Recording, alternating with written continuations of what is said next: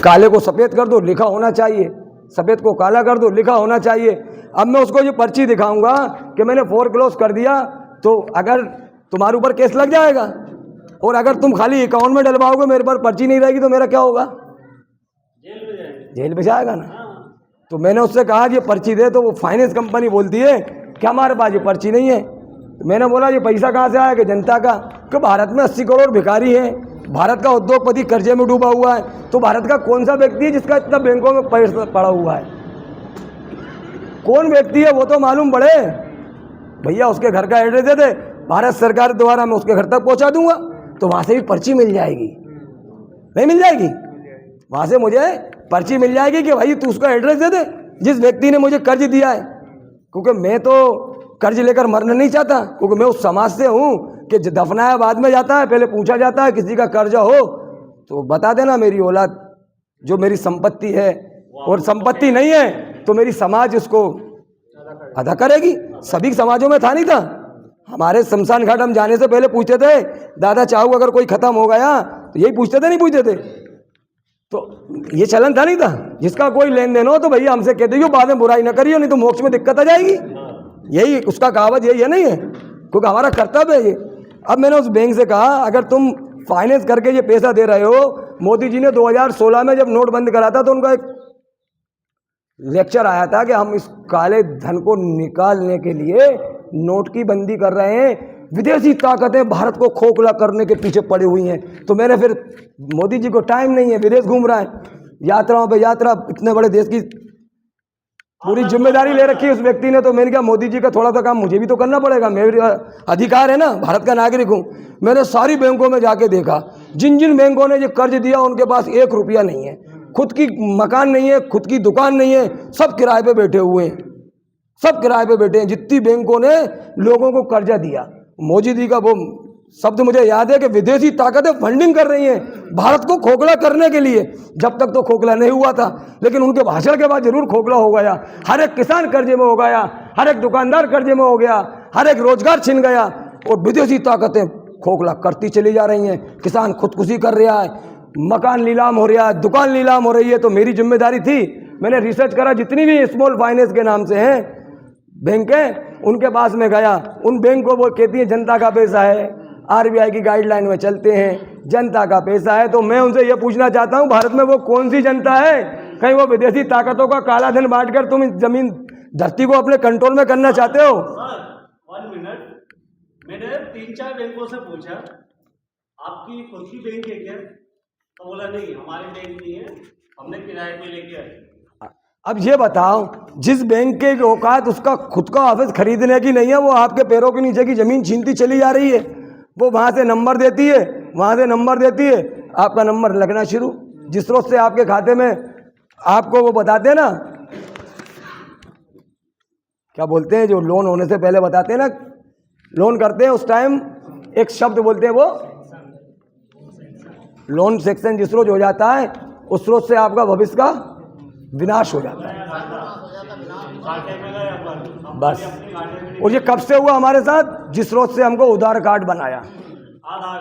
अरे उधार कार्ड है, आधार तो काट दिया धरती से, जल और जंगल जमीन से। अब वो काले कोट वाले जिसको आप कह रहे थे न्यायाधीश, उनकी नजरों के सामने किसी भी अदालत में जाना, उनकी नजरों के सामने तारीख देने वाला बाबू बैठता है, जस्ट उनकी निगाह के सामने बैठता है।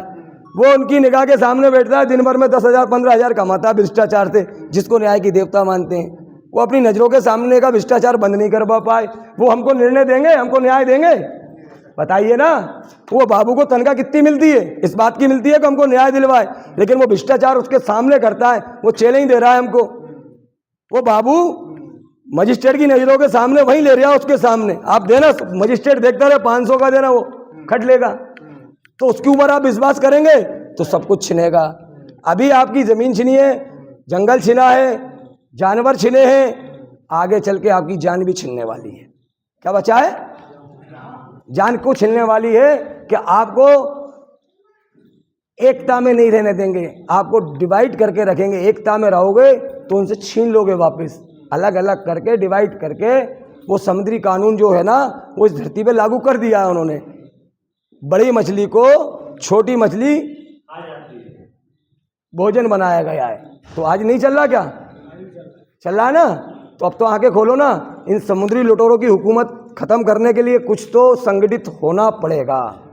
अगर आपको किसी बाबा ने बांध रखा है, किसी नेता ने बांध रखा है, तो रस्सी छुड़ाना पड़ेगी, वरना आपका भी नंबर लगेगा, उनका भी लगेगा, वो भी बचने वाले नहीं है।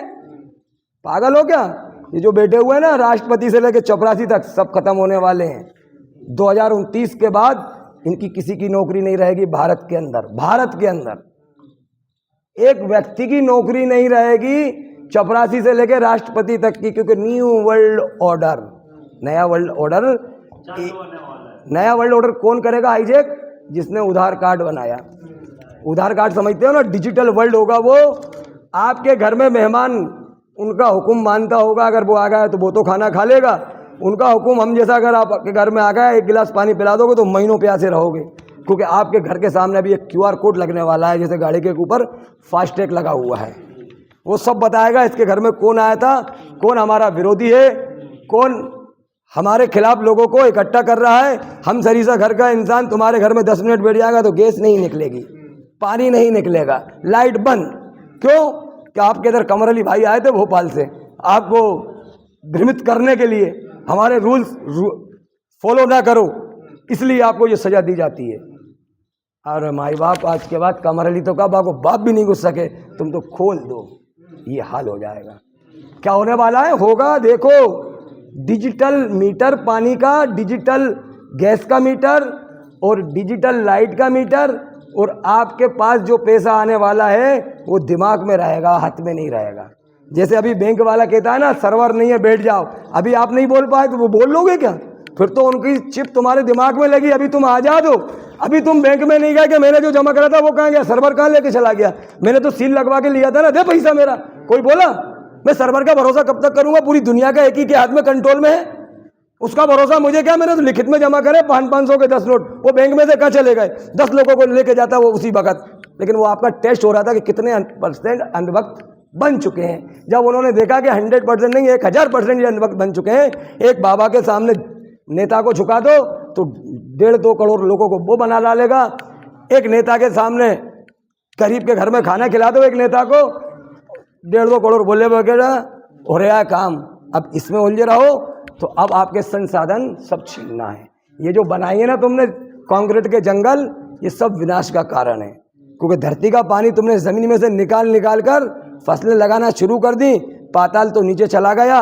लाइट नहीं होगी, डीजल नहीं होगा तो बच्चा बच्चा प्यासा मरेगा। अब पानी लेने के लिए कहाँ जाओगे? उनकी मानोगे। कुएं खत्म कर दिए, नदियां खराब कर दी, तालाब खराब कर दिए, है ना? अब पानी के लिए 20 रुपए का लीटर तो अभी आप ले ही रहे हो। 500 रुपए का एक टैंकर आता है। अरे छोड़ो, 20 रुपए लीटर, 2000 रुपए का 100 लीटर पानी बोल रहा हूं मैं। अभी आ जा दो थोड़े बहुत, 20 रुपए लीटर है। बच्चों को टट्टी नहीं धुला हुए पानी से। हाँ, अगर तुम इसी तरीके से अपने हाथ पे हाथ रख के बैठे रहे, ये तो परमात्मा उस खुदा की मर्जी थी कि कर्ज के जरिए से लोगों को थोड़ा सा टेंशन दे के एक जगह हम इकट्ठा होकर मोतियों से माला पिरो लें। समझ गए बात को? जो दुखी परिवार है और जो दुखी नहीं है उनका तो विनाश से है। ये उसका मर्जी थी को हमको दुख और तकलीफ में डाला, एक जगह एक प्लेटफॉर्म पे हमको लेकर आया। आज ये बताइए, हमारा सबका स्वास्थ्य सही था। कोरोना वायरस के टाइम पे घर में कितने लोगों के घर में मृत्यु पाई थी बताओ? है इनमें कोई घर में कोई मरा उस बीमारी से? अंदर आइए ना श्रीमान जी, मदद नहीं आएगा, अंदर जाइए। कोरोना वायरस के नाम से जो हमको टीका लगाया गया था, उस टीका लगने से पहले घर में किसी की मृत्यु हुई थी उस बीमारी में? नहीं हुई। लेकिन अस्पताल में गई, नाइट्रोजिक गैस, जहरीली गैस आपको मास्क लगाकर मारी। 2 लाख रुपये एक डॉक्टर को मिल रहा था। बाडी गिना और बाडी किसी को देना मत, किडनी निकाल विदेश भेजना है, क्योंकि अभी युद्ध चलाना है, इनके ऑर्गनों को इकट्ठा करके रखना है। अभी आप ऑपरेशन से बच्चे को कराने जाते हैं, 2 लाख रुपए उनको मिल जाते हैं। 18 इंची की नाभि से लेके बच्चा जुड़ा रहता है ना, उस हाथ के अंदर ऐसे प्रोटीन होते हैं कि हमेशा के लिए वो दवाएं बनती हैं उन शैतानों की कि 80 साल की उम्र में वो जवान बने रहें। लेकिन आपको आंगनवाड़ी के माध्यम से 5,000 उसको मिल गए, 20,000 उसको मिल गए, और ले जाके बाईपास से बच्चे को निकाल दिया। बच्चे की पूरी लाइफ खराब कर दी, क्योंकि बच्चे की जो ताकत थी उस नाभि के अंदर थी। पहले दाई माँ डिलीवरी घर में कराती थी तो पूरा बच्चे के अंदर जाता था वो विटामिन, लेकिन वो उधर से काटते पैक करते तुरंत फ्लाइट से विदेश। आपको मालूम नहीं, आपने उन बच्चों को तैयार करा कि उनके हुक्मों को माने, आपने बच्चों को पढ़ाया, उनका गुलाम बनाया, और जो गुलाम नहीं बने वो आज उनसे लट खा रहा है, दिल्ली में बैठे हुए। वो भी गुलाम बनने के लिए तैयार हुए थे, लेकिन जो गुलाम उनके बन गए वो उन पर लट बरसा रहा है, जो गुलाम नहीं बने वो आज पिट रहे हैं। नहीं देखा क्या सर? जी मेरे सामने मैं नगर निगम में खुद एम्बुलेंस